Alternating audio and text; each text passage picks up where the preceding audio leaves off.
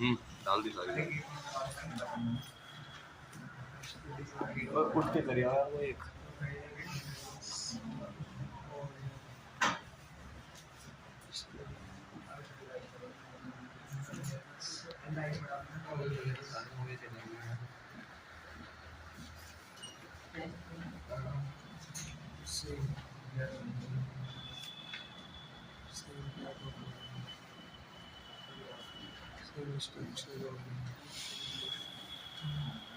बहुत मालूम है, मत जाइए।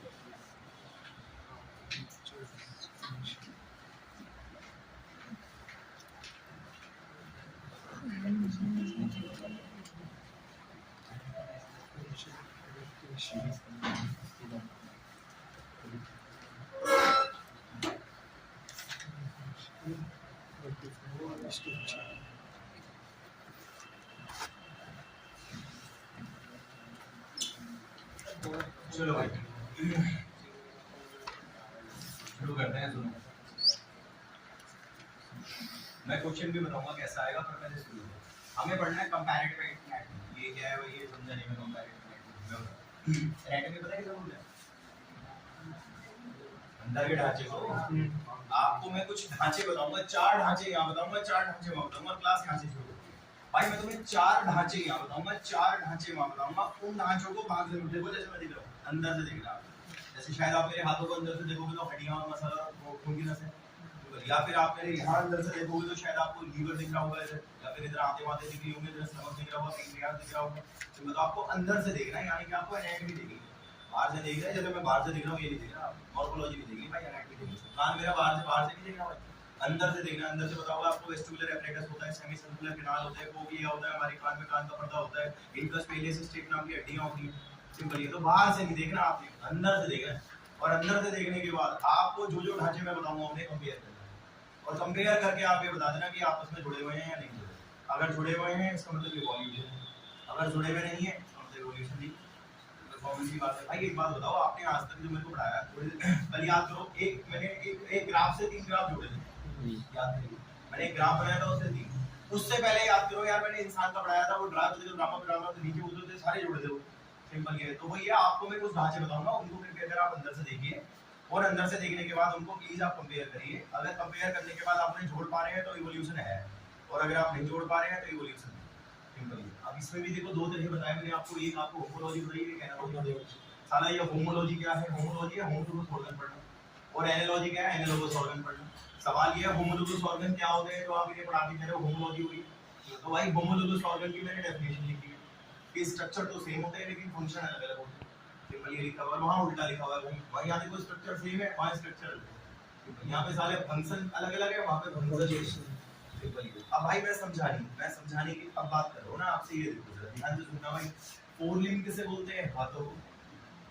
आप एक काम करो इंसान, आप एक काम करो चीता, आप एक काम करो व्हेल, और आप एक काम करो बैट। जरा इनके हाथ देख लो आप। आपको हाथ देखना है, एक तो इंसान के हाथ देख लेना अपना भाई, दूसरे को देखने से पहले खुद की बारे में देखिए।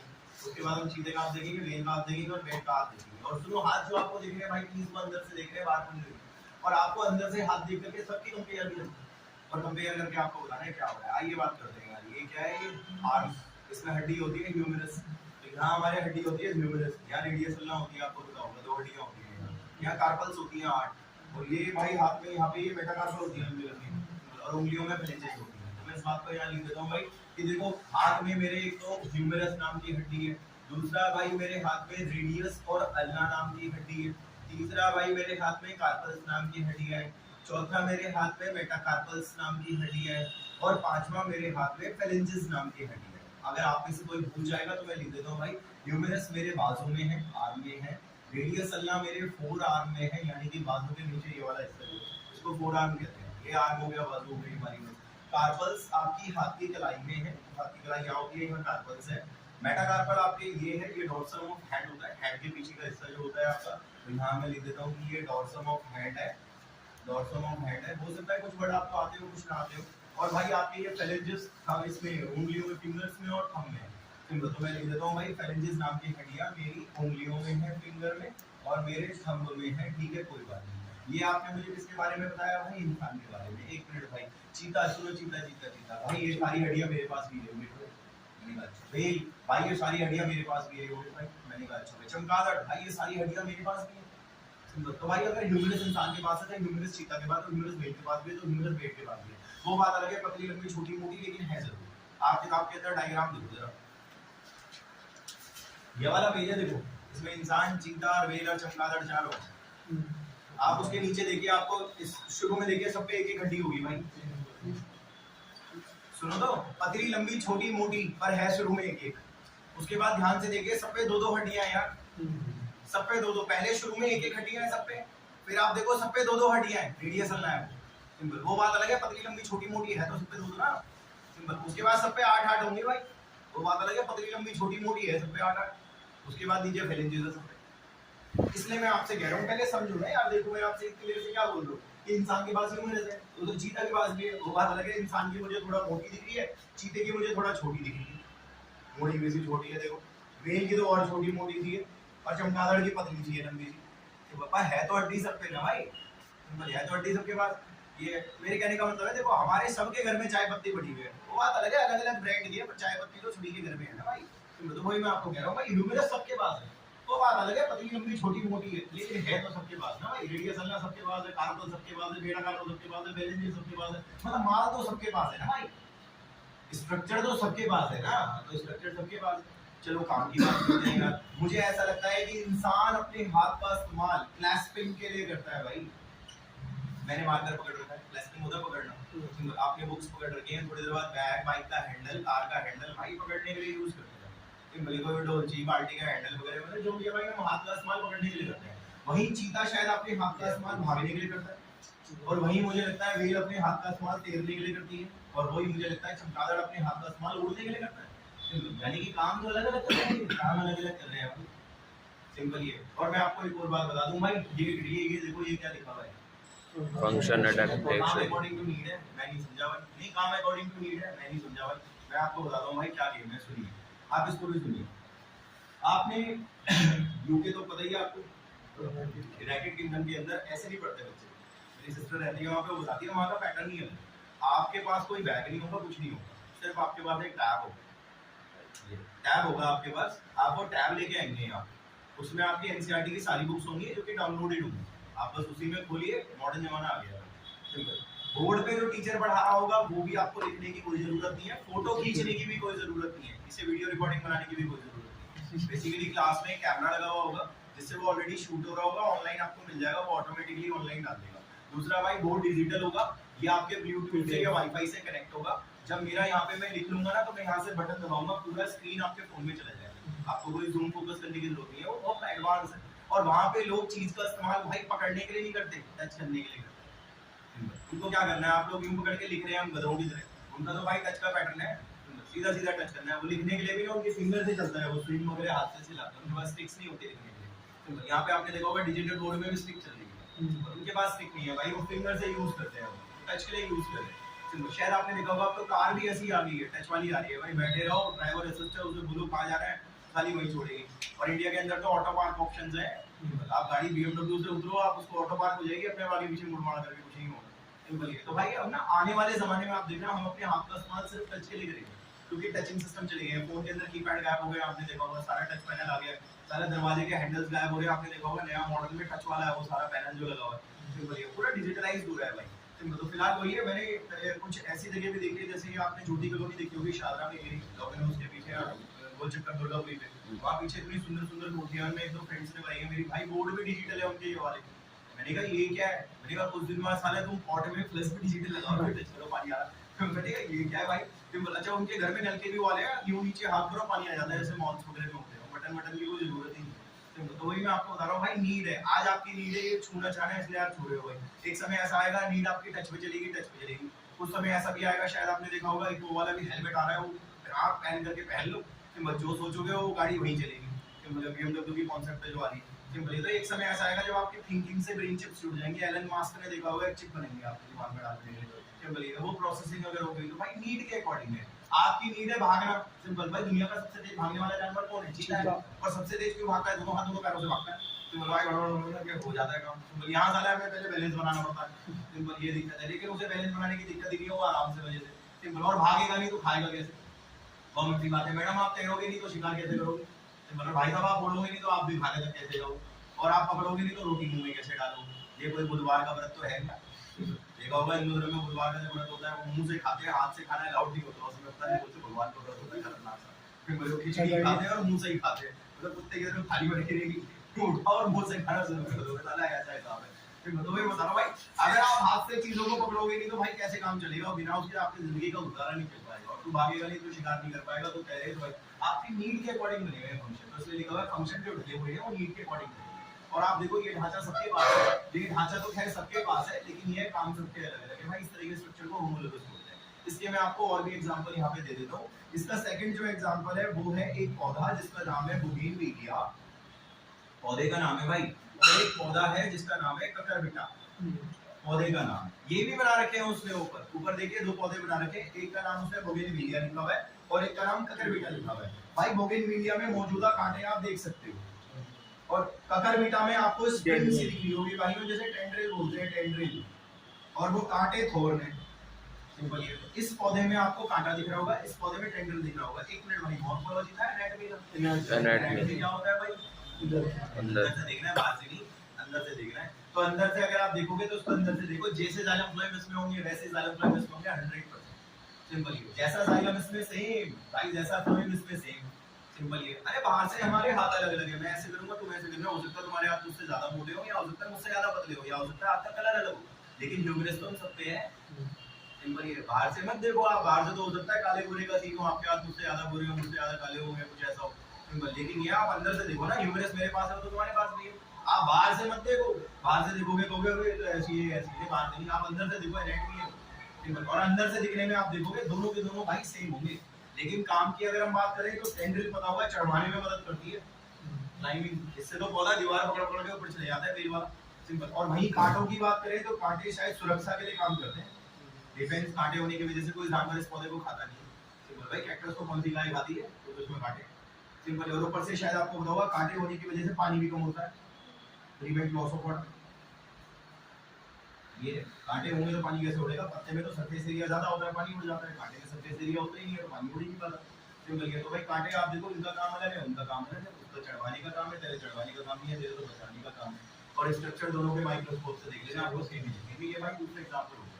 और तीसरा और चौथा एग्जांपल एनसीईआरटी ने समझाया नहीं, सीधा लिख दिया है। एक तो बोला है इसने वर्टिब्रेट्स ले लो, कोई से क्या लेने हैं? वर्टिब्रेट बोले तो रीढ़ की हड्डी वाले जानवर, जैसे गाय ले लो, भैंस ले लो, बंदर ले लो, मछली ले लो, मेंढक ले लो, सांप ले लो, जिनमें रीढ़ की हड्डियां होती है। क्रोकोडाइल भी ले सकते हो, डायनासोर ले सकते हो, पक्षियां ले सकते हो।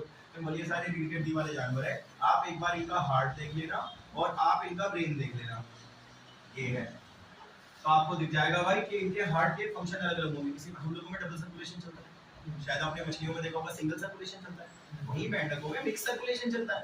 काम अलग अलग, सिंपल। लेकिन दिल तो दिल ही है, स्ट्रक्चर सबका सेम है। कार्डियक मसल होती है भाई दिल में, सिंपल ये। तो इसीलिए स्ट्रक्चर सबका सेम है। अच्छा एक बात बताओ, आपके पास वो है हाइपोथैलेमस, तो मेंढक के पास भी, मछली के पास भी है, गाय के पास भी है, भैंस के पास भी है, सबके पास है हाइपोथैलेमस। लेकिन भाई काम करने के तरीके अलग अलग हैं। वरना गाय इंसानों की तरह मशीनरी नहीं बना चुकी होती, कार में घूम रही होती बाहर।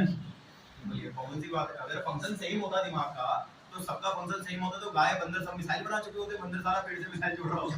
तो भाई वही मैं आपको बता रहा हूँ। तो बेसिकली क्या है भाई, फंक्शन भले ही अलग अलग है, इसलिए सबकी सोच अलग अलग है, सब प्रजातियां आगे पीछे चलती है। फिलहाल तो इंसान डोमिनेटिंग है, आपको पता होगा। हम लोग धरती पे राजा है भाई, जंगल का राजा शेर होगा वो बात अलग है, सर्कस में तो नाश्ता हमारे इशारों पे है।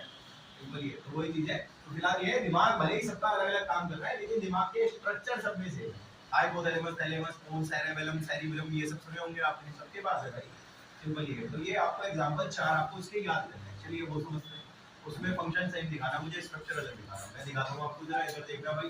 देखना, wing of bat and butterfly.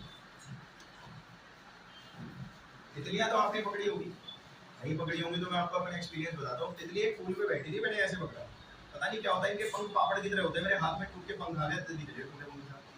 कभी आपने शायद ऐसा पकड़ा, आपने कभी तितली पकड़ी हो ना, आप देखना उसके पंख ना पापड़ की तरह टूट जाते हैं, हल्का सा चटक जाएंगे उसके पंख। और हाथ में, या फिर आपके हाथ में कलर रह जाता है उसमें। अभी आप तितली को पकड़ोगे, कलर वो ये सेम हाथ में आ जाता है हमारे। चलिए, क्या आपको तितली के पंख में हड्डियां दिखी? नहीं दिखी ना भाई, तितली के पंख में हड्डियां कहाँ होती हैं? तो पतले पतले से साले पापड़ की तरह पंख होते हैं। तो भाई तितली के पंख में हड्डी नहीं होती, लेकिन चमगादड़ के पंख में तो अभी हड्डियां देखी थी तुमने। तो भाई स्ट्रक्चर तो अलग अलग है ना भाई, एक के पंख में हड्डी है, एक के पंख में हड्डी नहीं है। मैंने अभी देखा अंदर से, मेरे को दिखा उसके पंख में हड्डी है, उसके पंख में हड्डी नहीं है, स्ट्रक्चर अलग है। काम तो एक है ना, उड़ने का। चमगादड़ भी अपने पंख से उड़ रहा है, तितली भी उड़ी रही है, सिंपल। ये तो फंक्शन सेम है भाई, तू भी उड़ने के लिए, तू भी उड़ने के लिए पंख का इस्तेमाल उड़ने के लिए हो रहा है, लेकिन भाई तुम्हारे स्ट्रक्चर अलग है। ये पहला एग्जांपल है जो कि बहुत सिंपल है। दूसरा देखते हैं भाई, दूसरा है मीठा आलू, जिसे आप शक्करकंदी कहते हो, और साधारण आलू जो आप सब्जियों में घेरते ही हो। सिंपल। मैं आपको एक बात बता दूं भाई, जो मीठा आलू होता है वो एक्चुअली में जड़ होती है, जबकि जो नॉर्मल आलू होता है वो तना होता है। और आप जानते होंगे, मेरे को तुम्हारा नहीं पता, लेकिन 11th क्लास में बताया गया है, स्टेम और रूट में जाइलम फ्लोएम का अरेंजमेंट अलग अलग होता है। इसमें प्रोटोजाइलम अंदर होता है, मेटाजाइलम बाहर होता है। इसमें मेटाजाइलम अंदर होता है, प्रोटोजाइलम बाहर होता है। सिंपल। ये इनमें अरेंजमेंट अलग अलग होते हैं, स्ट्रक्चर इनके अलग अलग होते हैं। सिंपल। तो आप टीचर को समझाना भूलिए, नॉर्मल आलू है हमारे घर में पड़ा है। और ये शक्करकंदी है, वो देखा होगा आपने, साइकिलों पे बेचते हैं, खाले वो गरम गरम करके घर में उबाल के खाते हो शक्करकंदी, ये वो शक्करकंदी है। सिंपल। एक्चुअली में क्या है, दोनों के स्ट्रक्चर अलग अलग है, वो स्टेम है, ये रूट है, दोनों में ज़्यादा फ्लोएम का अरेंजमेंट अलग अलग होता है, दे हैव डिफरेंट स्ट्रक्चर, लेकिन फंक्शन सेम है, दोनों में स्टार्च होता है। इसमें भी खाना होता है, उसमें भी खाना होता है, खा के इसे भी खाना ही मिलेगा, उसे भी खाना ही मिलेगा, दोनों के दोनों फूड को स्टोर करती है यार, फंक्शन तो सेम है भाई। ये वही मैं आपको बता रहा हूँ कि भाई इनके फंक्शन जो है वो सेम है। सुनो, हाँ तो मैं ये कह रहा था भाई, ध्यान से सुनना, गड़बड़ हो जाएगी। तो मीठा आलू जो है वो जड़ है, नॉर्मल आलू तना है, जड़ तरीके से स्ट्रक्चर अलग अलग होते हैं, वरना माइक्रोस्कोप से देख लेना, अरेंजमेंट आपको अलग अलग दिख जाएंगे। तो स्ट्रक्चर तो अलग अलग है, लेकिन फंक्शन तो सेम है भाई, खाना बन रहा है। इसके अलावा मैं आपको तीसरा एग्जांपल देता हूँ भाई। तीसरा एग्जांपल जो है वो है flipper of dolphin and penguin. Penguin होती है ना, पेंगुइन के जो हाथ होते हैं, काटना, उसके जब हाथ काटोगे तो उसमें आपको हड्डियां नहीं मिलेंगी। सिंपल है। तो मेरे हाथों में हड्डियां नहीं होती, लेकिन डॉल्फिन के हाथों में ये सारी हड्डियां होती है, लिबरस रेडियस अल्लाह वगैरह सब होती है। मैं आपको बता दूं डॉल्फिन क्या है वैसे, मैमल है, मैमल फिश नहीं है, स्तनधारी जीव होती है वो। व्हेल भी मैमल होती है और डॉल्फिन भी मैमल होती है। स्तनधारी जीव है, स्तनधारी जीव है, स्तनधारी जीव और स्तनधारी जीवों में सारी हड्डियां होती हैं। तो स्तनधारी जीव उसमें सारी हड्डियां हैं। और पेंगुइन आपको पता होगा बर्ड होती है, चिड़िया के हाथ में हड्डियां नहीं होती, आपने कबूतर वगैरह देखे होंगे, उनके हाथों में हड्डियां नहीं होती भाई। सिंपल। उनके हाथों में पता है क्या होते हैं, वो होते हैं, वो व्हील्स बोलते हैं उन्हें, पाइप्स होते हैं उनके हाथों में। सिंपल। लेकिन हड्डियां नहीं होती उनके हाथों में। तो भाई वी एग्जिबिट डिफरेंट स्ट्रक्चर्स। इसके हाथ में हड्डी है, मेरे हाथ में हड्डी नहीं है, लेकिन स्लीपर का तो एक ही काम है ना, तैरना। सिंपल। वो भी तैर रहे हैं और वो भी तैर रहे हैं, वो बर्फ में देखा होगा साला फड़फड़ाता रहता है, सिंपल, आगे जाता रहता है, एंटार्क्टिका के उसमें वीडियोस दिखाते हैं। ये तो फिलहाल वही बता रहा हूँ भाई, काम तो एक ही है ना तुम्हारा, तैरने का, लेकिन ये स्ट्रक्चर अलग अलग है। तुम्हारे भाई है, तेरे पे हड्डी है, तेरे पे हड्डी नहीं है, स्ट्रक्चर अलग है, फंक्शन सेम है भाई। सिंपल। चौथा देखते हैं भाई। चौथा है, आप अपनी आंख देख लो और आप ऑक्टोपस की आंख देख लो। होते हैं, कोन्स होते हैं, मेरी आंख में नहीं होते। मेरी आंख में रोड्स, कोन्स, स्क्लेरा पिस्क्लेरा कुछ नहीं है, बस सिर्फ रेटिना है मेरी आंख, और कुछ नहीं है। शायद आपने अपनी आंख में वो सुना होगा ऑप्टिक नर्व होती है, मेरे में नहीं होती ऑप्टिक नर्व। मैंने यार कमाल है यार, स्ट्रक्चर तो अलग अलग है, हमारी आंख में दो ढांचे हैं, वो तेरी आंख में नहीं है, लेकिन फंक्शन तो एक ही है ना। दुनिया तू भी देख रहा है, दुनिया हम भी देख रहे हैं, क्या ही फर्क पड़ता है, आंखों से तू भी दुनिया देख रहा है, आंखों से हम भी दुनिया देख रहे हैं, तो आंखें तो दुनिया देखने के लिए। अब ऐसा चलिए, तो अपनी आंखों से सांस ले रहा है, वो भी दुनिया देख रहा है, हम भी दुनिया ही देख रहे हैं, तो बात अलग है, स्ट्रक्चर अलग है। पेपर में कैसा आएगा मैं ये भी बताता हूँ, पेपर में कैसा आएगा। पेपर में 4 और ये 4 ये 8 हो गए भाई, ये इनको मिक्स मैच कर देंगे और आपको बोलेंगे select one which are homologous and which are analogous. ऐसे दे सिंपल सा क्वेश्चन है, हर साल कुछ ऐसे ही क्वेश्चन आता है जो 30 से आता है, वो सारे मिक्स मैच कर देते हैं और आपको पूछते हैं भाई होमोलोगस और एनालोगस इनमें से कौन सा, आपको छांट के सिंपल। अच्छा एक चीज और है, जरा ध्यान से सुनना भाई। एक बात बताओ, क्या आपने यहाँ पे किसी प्रकार का कोई कनेक्शन निकाला? क्या आपने वहाँ पे किसी प्रकार का कोई कनेक्शन निकाला? निकाल के रखा है। यहाँ पे देखो स्ट्रक्चर सबके सेम है, तो कनेक्शन तो निकला है भाई। इस तरह के इवोल्यूशन को भाई डाइवर्जेंट इवोल्यूशन कहते हैं। ये डाइवर्जेंट इवोल्यूशन है, और इस तरह के इवोल्यूशन को कन्वर्जेंट इवोल्यूशन कहते हैं। ये कन्वर्जेंट इवोल्यूशन।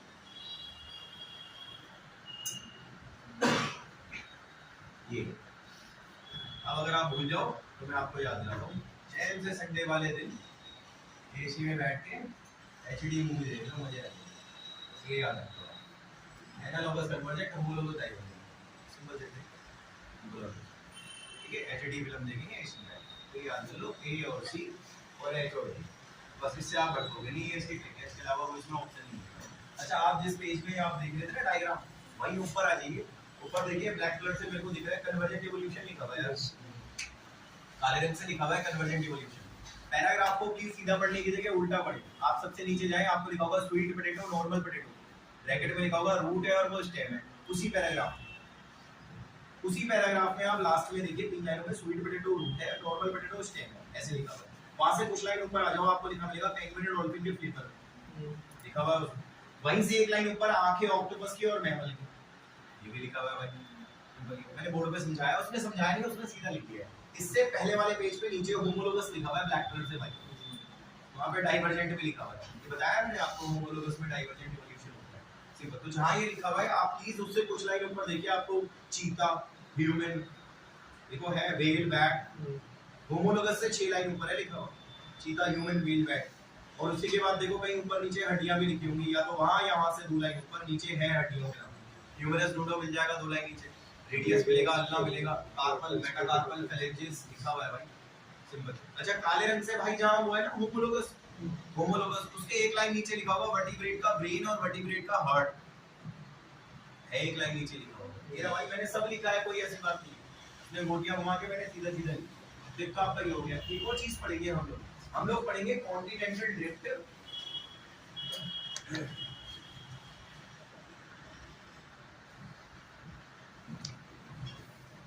ये पढ़ेंगे हम कॉन्टिनेंटल ड्रिफ्ट, और इसको देखते हैं क्या चीज है। देखिए जरा ध्यान से, हमेशा हमारी सोच के अनुसार दुनिया नहीं चलती, सोचा तो हमने बहुत कुछ था लेकिन हुआ कुछ और। अब हुआ क्या ये देखिए जरा, समझना, ये साउथ अमेरिका है, शायद आपको साउथ अमेरिका के बारे में पता ना हो, अभी बता रहा हूं। ये नॉर्थ अमेरिका है, शायद आपको उसके बारे में भी पता ना हो, तो मैं आपको बता रहा हूं। मैंने आपको कुछ दिन पहले कहा था, याद करो कि अमेरिका के पास सब कुछ है, क्या चाहिए, रेगिस्तान चाहिए, नॉर्थ अमेरिका से बड़ा रेगिस्तान किसी के पास नहीं, और इससे गंदा रेगिस्तान भी किसी के पास। अरे भारत का थार मरुस्थल, पानी तो मिलता है लोगों को, खाना तो मिलता है, किसने बोला थार में पानी नहीं है, खाना नहीं है भाई सिंपल। इवन मेरे कई सारे ऐसे जानकार लोग भी हैं, नेता पॉलिटिक्स वगैरह में है वो, और थार में उन्होंने सरकार से जमीन ले रखी है, लोगों को एडवेंचर करवाते हैं कि आप वहाँ पे 600 रुपए की टिकट ले लो, आपको गाड़ी वाड़ी में एडवेंचर वगैरह करा देंगे, ऐसी क्रूजर्स वगैरह लगा रखी है, बिठाएंगे तुम्हें और भाई रेंजर एटीवी पेटीवी में घुमा देंगे, 600 रुपए ले लेंगे या ऊँट पे घुमा देंगे। एक बार इसमें घूम करके देखो ना, पता चलेगा नॉर्थ अमेरिका के रेगिस्तान इतने गंदे होते हैं, दूर दूर तक कोई पानी नहीं है, कोई नहीं जाता वहाँ पे, ये खाली पड़े रहते हैं वो रेगिस्तान में। और साउथ अमेरिका की बात करें तो साउथ अमेरिका में दुनिया का सबसे बड़ा जंगल है, जिसको अमेज़न जंगल कहते हैं। इसमें इतनी वनस्पति है कि बस पूछो मत, हद से ज्यादा वनस्पति है। आइए मैं आपको थोड़ा सा एक बार हिंट दे देता हूँ भाई, आप एक चैप्टर निकालो biodiversity and it's conservation, last में हो, देखो आपकी किताब में लास्ट में हो chapter biodiversity and it's conservation, या नीचे यूएस से लिखा हुआ है, यूएस से। उसके बाद की लाइन पढ़ो जरा एक बार, आपको अमेज़न जंगल के बारे में पता चलेगा, आपको अमेरिका क्या लिखा हुआ है, सबसे बड़ा बारिश, ट्रॉपिकल भी लिखा है। ट्रॉपिकल का मतलब होता है जहाँ मौसम कभी नहीं बदलता, आज कल परसों 1000 साल पहले भी ऐसे ही मौसम था, आज भी ऐसा ही मौसम है, उसे ट्रॉपिकल बोलते हैं, वहाँ मौसम नहीं बदलता। आप आगे देखिए क्या लिखा है भाई, इसमें सबसे ज्यादा प्रजातियां धरती पे, इट इज द होम, ये घर है, 40,000 तरह के पौधे हैं, 40,000 पौधे नहीं, 40,000 तरह के पौधे, 40,000 की 40,000 तरह के। आगे देखो क्या क्या उसमें, 1300 तरह के पक्षी, 427 मैमल, 427 एम्फीबियन, 378 रेप्टाइल, मछलियां भी है उसमें, देखो लिखा हुआ उसमें 3000 तरह की मछलियां, 7 नदियां बहती हैं जंगल के अंदर से, 7 अलग अलग तरह की नदियां जंगल के अंदर से। आप सोचो क्या ही होगा वो सारा जंगल, उसमें पानी की कमी नहीं है, पेड़ों की कमी नहीं है, सारा। और आगे तो बढ़ो 1,25,000 तरह, और उसके आगे बढ़ो लिखा हुआ है 2 मिलियन कीड़े वहां ढूंढने बाकी है, ये भी लिखा हुआ है, 2 मिलियन का मतलब 20 लाख।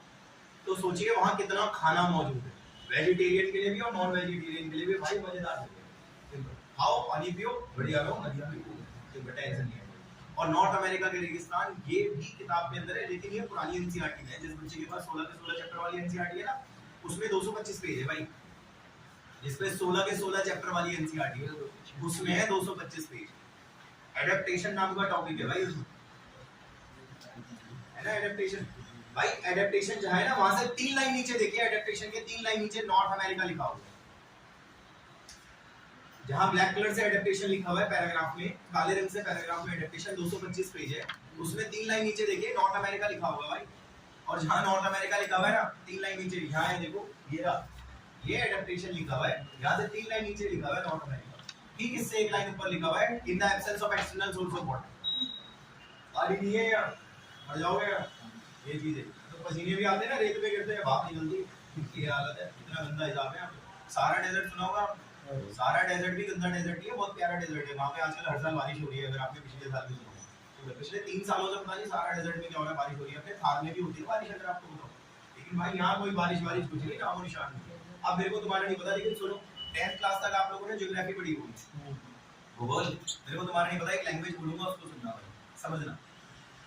वो होती है ना भूतल की प्लेट्स, आपने पढ़ा होगा ज्योग्राफी में, भूतल की प्लेट सरकती है और सरक के या तो वो दूर हो जाती है या जुड़ जाती है, ऐसा आपने ज्योग्राफी में पढ़ा होगा। ये हुआ था इनके साथ। सुनो तो, लाखों साल पहले का नक्शा देखोगे, साउथ अमेरिका नॉर्थ अमेरिका लाखों साल पहले।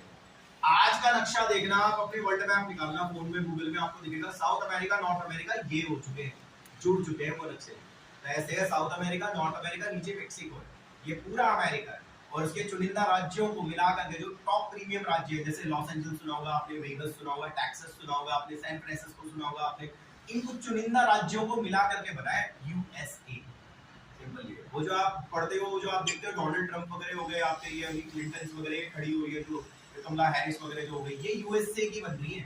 सिंपल, बाकी स्टेट्स अलग है, मैक्सिको उनके प्रधानमंत्री अलग होते हैं, उनके प्रेसिडेंट अलग होते हैं। तो फिलहाल भाई अमेरिका बहुत बड़ा है, उसमें नॉर्थ भी आता है, साउथ भी आता है और मैक्सिको, ये तीनों पहले अलग अलग थे। लेकिन भूतल की प्लेट से जब सरकी तो सरकने के बाद ये जुड़ गए, और भूतल की प्लेट सरकना और जुड़ना is known as continental drift, जिसकी वजह से दो कॉन्टिनेंट आपस में ड्रिफ्ट होकर के, ड्रिफ्ट पता होगा गाड़ी में भी ड्रिफ्टिंग होती है, सिंपल सरकना, सिंपल ये। तो भाई जो कॉन्टिनेंट्स है ये दोनों के दोनों ड्रिफ्ट होकर के ये एक हुए आज के लिए। अब ये दूर दूर नहीं है, पास पास हो चुके हैं, ये ऐसे नहीं है, ये ऐसे हो चुका है भाई, ऐसे सिंपल ये हो चुका है भाई। तो ये है नॉर्थ अमेरिका भाई, जिसमें है गंदे रेगिस्तान, और ये साउथ अमेरिका। तो बताइए जीव यहाँ से यहाँ जाएंगे या जीव यहाँ से यहाँ जाएंगे? यहाँ से ऐसे बोलो ना, हाँ कहाँ से कहाँ जाएंगे? नॉर्थ से साउथ। हाँ नॉर्थ से साउथ जाएंगे, जिसकी वजह से साउथ में जीवों की आबादी क्या हो जाएगी? बढ़ जाएगी। एक रीजन ये भी है कि वहाँ ज्यादा बढ़ जाती है।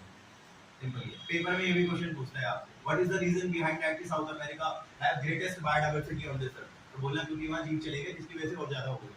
सिंपल ये, वो 1300 के पक्षी ऐसे ही नहीं हुए, वो जब जुड़ा तो यहाँ से चले गए कुछ।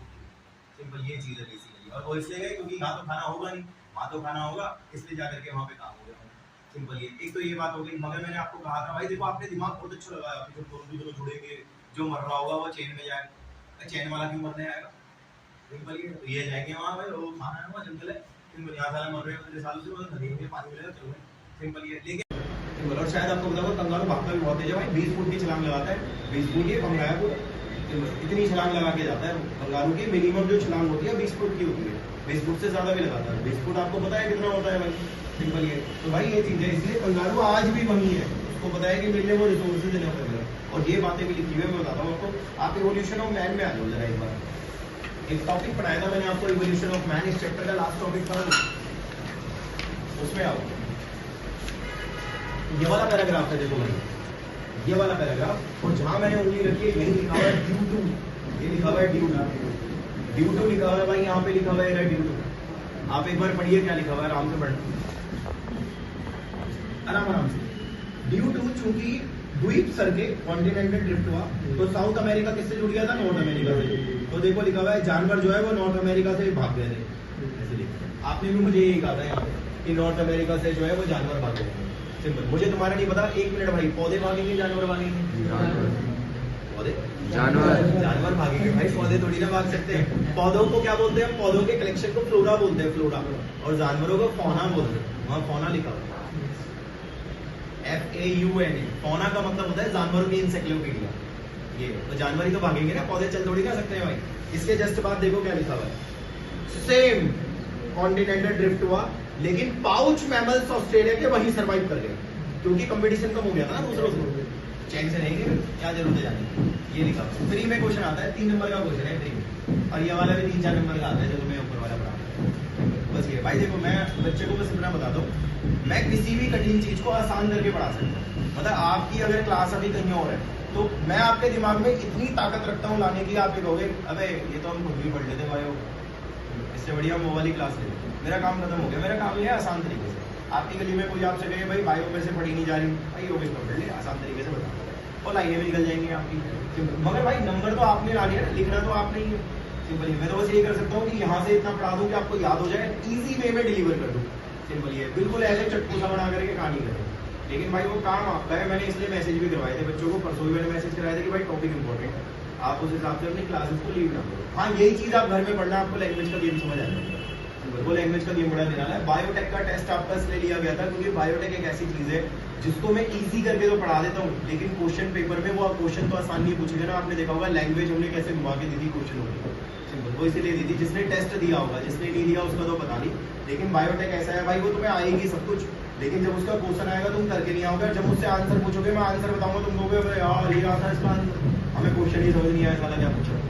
सिंपल ये चीज़ है। जैसे मैंने एक क्वेश्चन दिया था, बिना सेल के आपको डीएनए मल्टीप्लाई करना 1980 में आ गया। अब वो क्या पीसीआर टेस्ट ट्यूब में मल्टीप्लाई कर लेते हैं, तो उसमें पीसीआर लिख के आना था। क्रोमोजेनिक वाला क्वेश्चन दिया था, उसमें इंसर्शन लिख के आना था आपने। सिंपल ये तो भाई इसलिए अगर आपके क्वेश्चन नहीं हो रहे तो आप पूछा करो, आप पूछते भी नहीं हो। ला करके नहीं आ रहा तो आप क्वेश्चन पेपर लेकर के आओ, भाई इस क्वेश्चन का आंसर बता दो यार, इसमें क्या लिखा है। वो रख के तो कुछ नहीं मिलेगा तुम्हें। तो एक मिनट सुनो, ध्यान से सुनना। डीएनए फिंगरप्रिंटिंग में आना,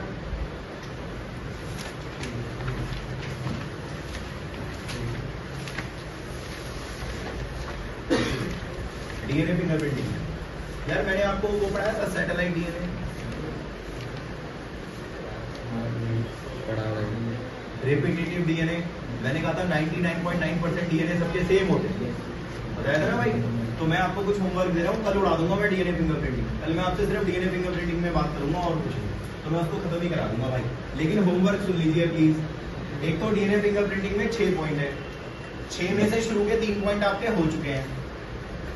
आइसोलेशन ऑफ डीएनए मैंने सिखा दिया था भाई, 6 पॉइंट है ना। तो 6 में से पहला डीएनए निकालना मैंने बायोटेक में सिखा दिया था। दूसरा है डीएनए को काटना है रेस्ट्रिक्शन एंडोन्यूक्लियस से, वो भी सिखा दिया था। तीसरा जेल इलेक्ट्रोफोरेसिस है, वो भी सिखा दिया था। तो आप पहला होमवर्क तो ये है कि वो 3 पॉइंट्स आप कृपया कर पढ़ के आए, क्योंकि मैं चौथा, पांचवा, छठा पढ़ा दूंगा। दूसरा भाई आप रिपीटेटिव डीएनए मैंने पढ़ा दिया है,